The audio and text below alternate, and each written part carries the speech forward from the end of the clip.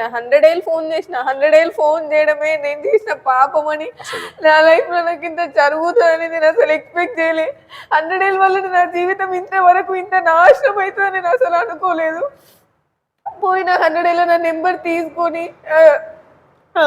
ఏమిటి డబ్బులు ఇప్పించేసి తర్వాత నువ్వు అంటే నాకు ఇష్టం నేను నిన్ను పెళ్లి చేసుకుంటాను 3 years నాతో రిలేషన్షిప్లు ఉండి తర్వాత నేను ఏం చేసుకుంటావు చేసుకో అని చెప్తే కేసులు అయినా ఎవరిని అయినాయి తర్వాత ఫస్ట్ మ్యారేజ్ చేసుకున్నారు చూసిరు ఒక 100 డయల్ కి కాల్ చేసి సహాయం కోరిన పాపానికి అంటే మనకి ఈ వీడియోలో కనిపిస్తున్నటువంటి మనతో ఉన్నటువంటి ఈ బాధిత మహిళ జగిత్యాల జిల్లాలో ఒక గోదావరి ఉన్నటువంటి నివాసం ఉండే ఈ మహిళ ఒక అవసరం కోసం గంగధారకెళ్ళి గంగధార పిఎస్లో 100కు డయల్ చేసింది.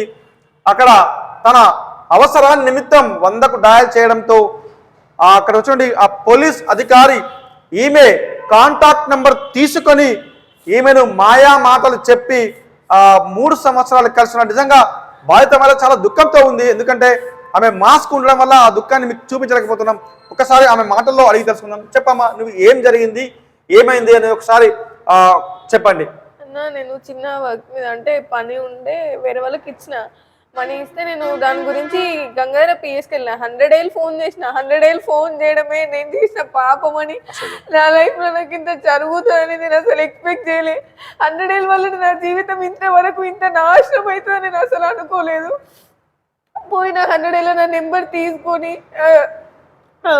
ఏమిటి డబ్బులు ఇప్పించేసి తర్వాత నువ్వు అంటే నాకు ఇష్టం నేను నిన్ను పెళ్లి చేసుకుంటాను 3 years నాతో రిలేషన్షిప్లు ఉండి తర్వాత నేను ఏం చేసుకుంటావు చేసుకో అని చెప్తే కేసులు అయినా ఎవరిని అయినాయి తర్వాత ఫస్ట్ మ్యారేజ్ చేసుకున్నారు చూసిరు కదా మీరు ఇందాక పిక్ అదొకటి ఇది ఫస్ట్ మ్యారేజ్ నార్మల్ చేసుకున్నాడు చేసుకోవాలంటే చేసుకున్నాడు చేసుకొని కూడా హాస్టల్నే పెట్టిండు ఆ మెయింటెనెన్స్ కూడా నేనే కట్టుకున్నా అక్కడ జాబ్ ఇక్కడ ప్రైవేట్ జాబ్గా చేసుకుంటూ కట్టుకునేదాన్ని మెంటల్గా ఫిజికల్గా ప్రతి ఒక్కటి టోటల్గా డిసప్పాయింట్ అయిపోయినాను. ఎందుకు అనంటే ఇంకో ఇట్లా ఇది సెకండ్ మ్యారేజ్ ఇట్లా చేసుకున్నాడు కేసు కొట్టేయడం కోసం ఈ మ్యారేజ్ ఇట్లా చేసుకున్నాడు చాలా టార్చర్ చేస్తాడు ఈ విధంగా కొట్టేవాడు ఇష్టం ఉన్నట్టు కొట్టేవాడు మళ్ళీ 100 ఏళ్ళు ఫోన్ చేసేవాడు నాకు అన్యాయం జరిగిందా నేను పోలీస్ స్టేషన్ ఎస్పీ సార్ గారి దగ్గర కూడా నేను అక్కడ ఎలాంటి న్యాయం లేదు నేను రిపిటేషన్కి వెళ్తే నువ్వు ఇన్నిసార్లు వస్తున్నావు నీదే తప్పు అన్నట్టు మాట్లాడుతున్నారు మళ్ళీ సార్ అసలు ఎస్పీ సార్ గారిని కల్పించట్లేదు సిపి గారిని కూడా కలిసిన సిపి సార్ దగ్గర కూడా నాకు ఏం న్యాయం జరగలేదు వాళ్ళ ఇంటికి పోయి అడిగితే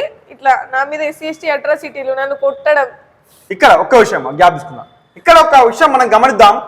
మొత్తంగా బాధిత మహిళ ఏదైతే ఉందో బాధిత మహిళతో కలిసి ఉన్నప్పుడు కానరాని ఈ కులం తాను శారీరకంగా ఒకటైనప్పటికీ కానరాని కులం వాడి మీదకి వచ్చేసరికి ఈ అమ్మాయిపై అట్రాసిటీ కేసు పెట్టే ప్రయత్నం అయితే వచ్చింది ఇష్టం ఉన్నట్టు తిట్టింది మీద ఉంచింది కొట్టింది ఇష్టం ఉన్నట్టు కట్టెతో ఎక్కడ పడితే అక్కడ పర్సనల్ ప్లేస్లలో కూడా కొట్టింది కడుపులో గుద్దింది తనే ఇష్టం ఉన్నట్టు కొట్టింది. నేను అక్కడ స్పృహ కోల్పోయిన తర్వాత పోరు వచ్చిన తర్వాత నా మీదే మళ్ళీ అప్పుడు కూడా నా మీద SC/ST కేసు 323 324 అవన్నీ కేసులు అయినాయి కూడా నాకు తెలియదు.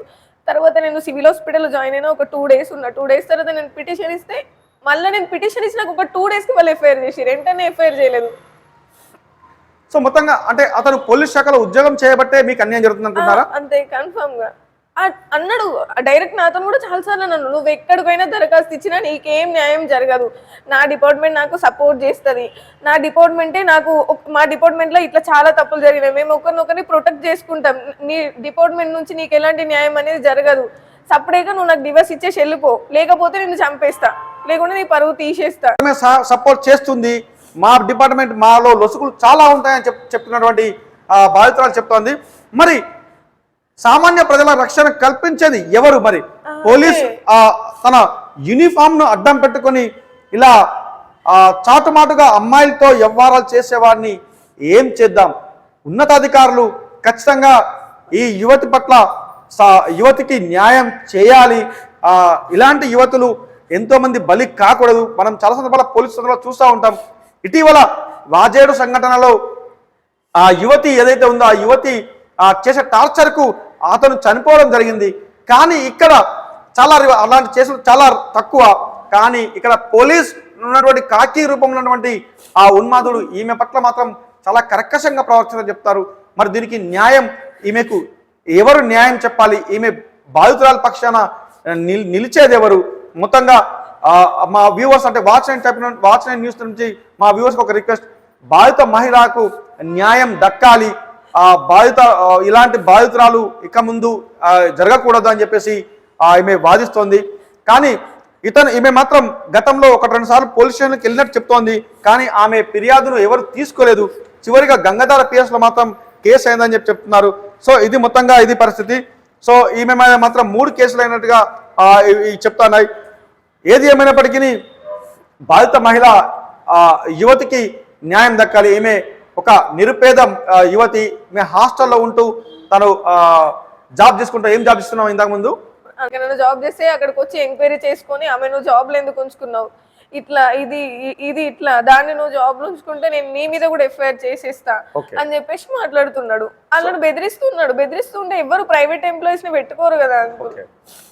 సో సార్ గుడ్ నేమ్ ఉందని చెప్పేసి సార్ కన్ఫర్మ్ గా న్యాయం చేస్తారని వెళ్ళిన ఇలాంటి న్యాయం దక్కలేదు. తిరిగి అలసిపోతున్నా. లాస్ట్ ఒక నాకు సూసైడ్ ఒక్కటే ఉంది. ఈ న్యాయం జరగకుండా నేను నా చావుకు కారణం మాత్రం ఈ పోలీస్ డిపార్ట్మెంటే. ఏది కావాలన్నా మనకి ఏదైనా అన్యాయం జరిగిందంటే ఫస్ట్ ఎవరు గుర్తొస్తారు? పోలీసులే కదా. ఒక పోలీస్ డిపార్ట్మెంట్ ఇట్లా చేస్తుందంటే నేను ఎవరి దగ్గరికి వెళ్ళాలి చెప్పండి. ఇప్పుడు నా పేరెంట్స్ నార్మల్ గా నాకు సపోర్ట్ ఇచ్చినా కూడా వాళ్ళ మీద SC/ST ఫిర్యాదులు ఇచ్చారు. జగిత్యాల టౌన్ లో తెలుసుకోండి మీరు, వాళ్ళ మీద కూడా SC/ST ఫిర్యాదులు ఇచ్చారు. దానికి కూడా ఎలాంటి రెస్పాండ్ లేదు. నా పేరెంట్స్ కి కూడా బెదిరింపు కాల్స్, చంపేస్తానని చెప్పి వీటనికి కూడా నేను ఫిర్యాదు చేసిన SP సార్ గారి దగ్గర. అలా దానికి కూడా రెస్పాండ్ లేదు. ఇంకా దేనికి రెస్పాండ్ అవుతారు? మేము చచ్చిపోయినాక రెస్పాండ్ అవుతారా? సో ఇది మన న్యాయ వ్యవస్థ. చట్టాలు అనుకున్న వారికి చుట్టాలుగా మారుతున్నాయని చెప్పేసి బాధిత మహిళ ఆరోపిస్తుంది. సో ప్లీజ్ దయచేసి ఈ యువతికి గోదావరి, మేము వాచ్ నైన్ న్యూస్ చెప్తున్నాం కదా, ఆ పేరు, ఈ మహిళ పేరు మాత్రం గోదావరిగా మనం లిఖించలేదు. గోదావరి బాధిత మహిళకు న్యాయం జరగాలి. జగిత్యాల SP గారు మీరు స్పందించాలి. బాధిత మహిళకు న్యాయం చేయాలి. సంబంధిత కానిస్టేబుల్ జగిత్యాల సర్కిల్ పరిధిలో లేదు, చొప్పదండి కాన్స్టెన్స్ పరిధిలోని ఒక సర్కిల్ పరిధిలో అతను విధులు నిర్వహిస్తున్నాడు. మేము ఇప్పటి వరకు కూడా అతని నేమ్ కూడా మేము బయట పెట్టడం లేదు. ఎందుకంటే ఆమె ఇప్పటికీ ఆయన అంటే చాలా కోరుకుంటుంది. ఆమె నేను ఆయనతో కలిసి ఉంటానని చెప్పడం వల్ల ఆ పోలీస్ కానిస్టేబుల్ కూడా పేరు కూడా మేము బయట పెట్టడం లేదు. కానీ చొప్పదండి నియోజకవర్గ పరిధిలో ఒక ప్రధాన పోలీస్ స్టేషన్లో కొండగట్టు ఆంజనేయ స్వామికి దగ్గర ఉన్నటువంటి ఒక టెంపుల్ సంబంధించినటువంటి దగ్గరలో ఉన్నటువంటి పోలీస్ స్టేషన్లో పనిచేస్తున్నాడు.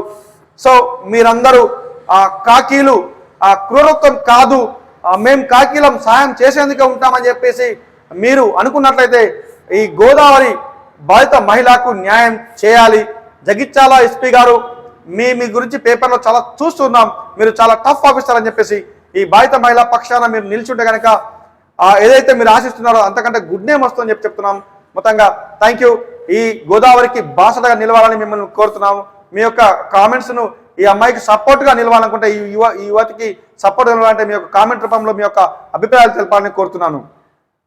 అంటే చాలా ఆలోచించిన, సెకండ్ టైం నేను ఆలోచించే ముందడి చేసిన. వద్దు అని చెప్పిన దానికి, వద్దు నాకు ఇవన్నీ వద్దు, నాకు కొంచెం టైం కావాలి, నాకు వద్దు అని చెప్పిన. తనకి చెప్పినా కూడా నేను నిన్ను చేసుకుంటా, బాగా చూసుకుంటా, హ్యాపీగా ఉందాం ఇద్దరం అని చెప్పేసి. అంటే నేను నమ్మను, నేను డిపార్ట్మెంట్ వాళ్ళని అనేది నేను నమ్మను ఫస్ట్ అని చెప్పేసి చెప్తే లేదు అట్లేం లేదు, కావాలంటే నువ్వు ఎంక్వైరీ చేసుకో అది అని చెప్పేసి మాయమాటలు చెప్పినాక నేను కొన్ని రోజులు టైం తీసుకొని నమ్మాల్సి వచ్చింది. వాడు అసలు ఏం చేసిండో కూడా నాకు అర్థం కాలేదు. ఇప్పటికి నా ఫ్యామిలీ మెంబర్స్ కూడా వాళ్ళందరూ ఆలోచిస్తారు, ఎందుకు ఇది ఇట్లా చేసుకుంది లైఫ్ని అని చెప్పి. అసలు ఇట్లా నమ్మదు ఎవరిని, ఎందుకు నమ్మి లైఫ్ని నాశనం చేసుకుంది అని చెప్పి. ఇప్పుడు నాకు కనీసం ఎవ్వరు కూడా నాతో మాట్లాడలే. కనీసం వీని వల్లనే, ఇతని వల్లనే నా జీవితం ఈరోజు 0 పొజిషన్కి వచ్చింది. ఈవెన్ ఫ్రెండ్స్తో మాట్లాడినా ఫ్రెండ్స్కి కాల్ చేస్తాడు, ఎందుకు మాట్లాడుతున్నావు అమ్మతో నన్ను మాట్లాడతారు, ఎవరైనా హెల్ప్ చేసిరని తెలిసినా కూడా వాళ్ళకి వార్నింగ్ ఇస్తాడు. ఇట్లా నాకు ఏ సపోర్ట్ లేకుండా చేస్తుండు. మరి నేను ఎట్లా బ్రతకాలి అని చెప్పి నేను డిపార్ట్మెంట్ వాళ్ళ క్వశ్చన్ చేస్తే అమ్మ ఆయన ఎంక్వైరీ చేస్తాం అంతే, అదొక్కటే అంతే చెప్పడం. నేను సరేలే చేస్తాలే నాకు న్యాయం అని చెప్పి చాలాసార్లు తిరిగినా. ఇక నాకు ఓపిక లేదు ఇప్పటికి ఈ మీడియా ద్వారా అయినా చూసి నాకు హెల్ప్ జరుగుతుందని ఇంతవరకు వచ్చినా కన్ఫామ్గా ఒకవేళ హెల్ప్ వాళ్ళు చేయకపోతే, నాకు న్యాయం చేయకపోతే కన్ఫామ్గా హ్యూమన్ రైట్స్కి వెళ్తా. వీళ్ళందరి మీద కంప్లైంట్లు ఇస్తా నేను. నేను మా టార్చర్ భరించలేకపోతున్నా. సోమవారం నాడు జరిగినటువంటి ఏదైతే గ్రీవెన్స్ సేల్ డే సందర్భంగా మీ జగిత్యాల జిల్లా ఎస్పీ కార్యాలయానికి వచ్చింది బాధిత మహిళ. మీరు ఆ బాధిత మహిళ ఎవరు వచ్చిందో మీరు చూస్తే కనుక మీ యొక్క కాంప్లైంట్ లో ఈ బాధిత మహిళ వివరాలు దొరుకుతాయి. సో దాని పట్ల మీరు యాక్షన్ తీసుకొని ఆ యువతికి కాల్ చేసి లేదా న్యాయం చేయాలని చెప్పేసి మిమ్మల్ని కోరుతున్నాం. మొత్తంగా దీని మీద న్యాయ నిపుణులు కూడా సలహా తీసుకునే ప్రయత్నం అయితే చేద్దాం. సో ఎనీవే బాధిత మహిళకు న్యాయం చేయాలని వాచ్ 9 ఆమెకు అండగా ఉంటుందని చెప్పేసి చెప్తున్నాం. ఈ కథనం ఇక్కడితో ముగింపు కాదు, ఇది ఆరంభం మాత్రమే. బాధిత మహిళకు న్యాయం దక్కేంత వరకు వాచ్ 9 న్యూస్ ఛానల్ అయితేనేమి లేదా మీడియా అయితేనేమి ఈ బాధిత మహిళా పక్షాన ఉంటుందని చెప్పేసి తెలుపుతున్నాం. Thank you friends.